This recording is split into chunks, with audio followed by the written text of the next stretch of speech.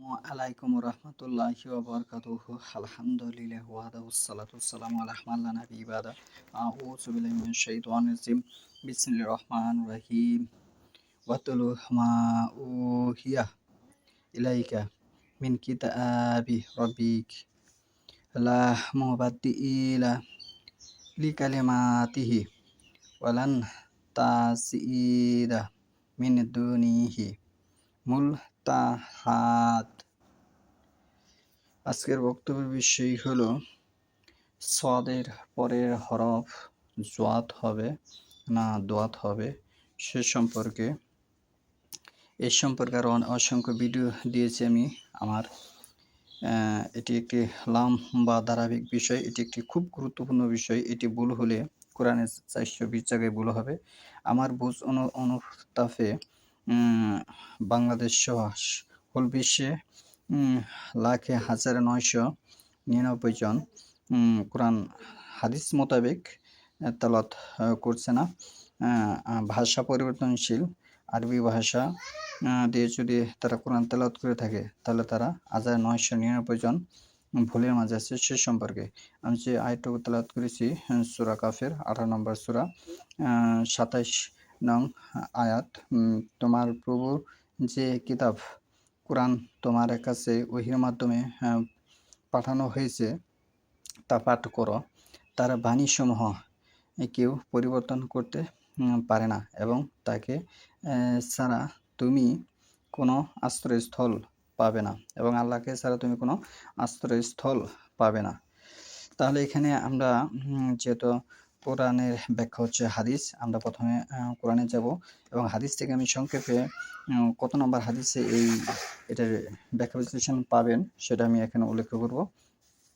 সূরা কাফের 31 নম্বর আয়াত, এখানে আপনি দেখবেন যে আয়াতের মাঝে খুসরাম যে শব্দটা আছে খুসরান, এটাকে আরবদের ভাষায় সবুজ বোঝানো হয়।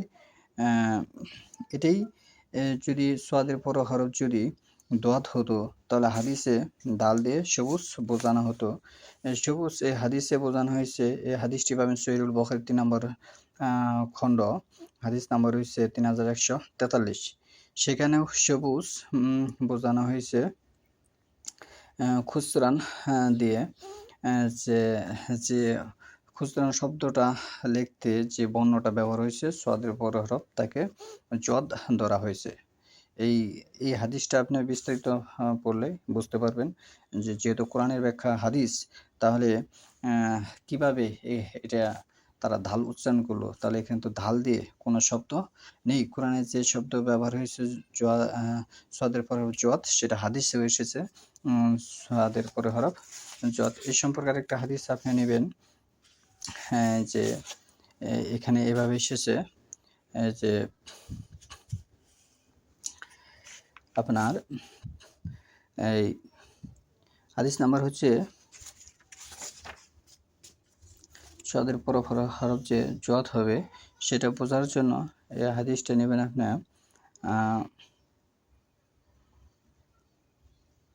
সহিহুল বুখারীর। এই সম্পর্কে আরও অসংখ্য হাদিস এসেছে। যে হাদিস সম্পর্কে আপনার জ্ঞান থাকা অত্যন্ত জরুরি। সেটা আপনার না থাকলে আপনি সেখান থেকে বিচ্ছিন্ন হয়ে যাবেন। যেমন সূরা তওবার মধ্যে 82 নম্বর আয়াতে আল্লাহ বলতেছে যে ফাল ইসহাকু, তারা হাসুক, কালি ইলাও সামান্য, অল ইফকু কাসীরা, তারা অসংখ্য বেশি পরিমাণ তারা কাঁদবে। কাসীরা শব্দ হচ্ছে বেশি বোঝানো। জাযা আম বিমা কানু ইয়াকসিবুন, তাদের কৃতকর্মের জন্য। সূরা তওবার 82 নম্বর আয়াতে এই বক্তব্যটি এসেছে। কিন্তু হাদিসেও হাসি ধরা হয়েছে সোয়াদের পর হরফ জদ দিয়ে। তো যাই হোক, সংক্ষিপ্ত ভিডিওর মাঝে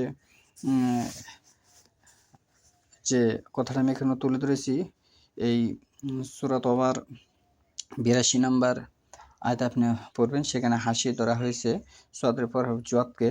এবং কোরআনের ব্যাখ্যা যেহেতু হাদিসে হাদিস নাম্বার হচ্ছে সহিহুল বুখারী ৩ নম্বর খণ্ড ৩১৪৯। আনাস ইবনে মালিক রাদিয়াল্লাহু আনহু বর্ণিত হাদিসটি হয়েছে।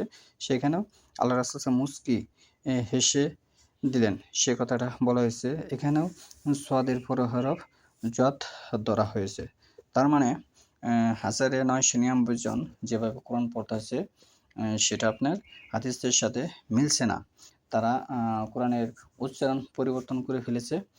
সেটা একটা মারাত্মক ভুল, যা পৃথিবীর যত মুহাদ্দিস আছে, যত হাদিসের বিশেষজ্ঞ আছে, যারা লেখক আছে, ইমাম বুখারী সহ যত কিতাব আছে, সমস্ত কিতাবকে এই বর্তমান জামানার কিছু লোক নিজেকে পণ্ডিত দাবি করে তারা এই হাদিসগুলোকে অস্বীকার করতেছে এবং বিকৃতভাবে তারা তেলাওয়াত করতেছে।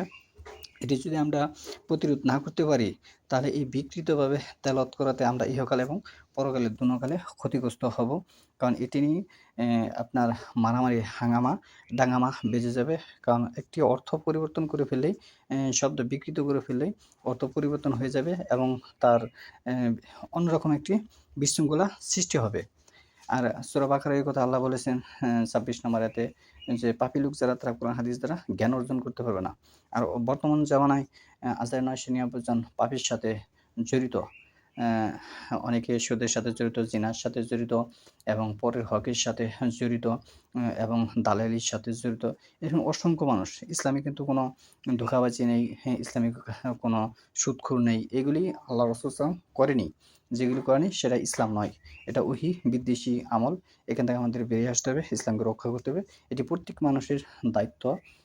যারা এই সদের পরে দোয়াত ধরে পাঠ করতেছে, গায়রিল মাগদুবি আলাইহিম ওয়ালাদ-দল্লিন, যারা এই কথা উচ্চারণ করতেছে, তার মানে তারা কোরআনের ৪২০ জায়গায় ভুল করতেছে। তারা ব্রিটিশদের ইসলামে শিক্ষিত হওয়া যে হয়েছে সেটা ভুল।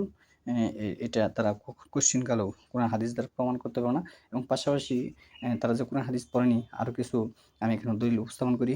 যেমন সূরা ফাতিহার মধ্যে ৪ নম্বর আয়াতে কান্না শব্দ নেই, তারা কান্না শব্দ ব্যবহার করে এবং সূরা যে ইখলাস পাঠ করে এটাও তাদের হয় না এবং সূরা তাকাসুর যে তারা পড়তেছে এগুলিও তারা হয় না এবং অসংখ্য ভুল আছে যা সংক্ষেপে বলা সম্ভব নয়।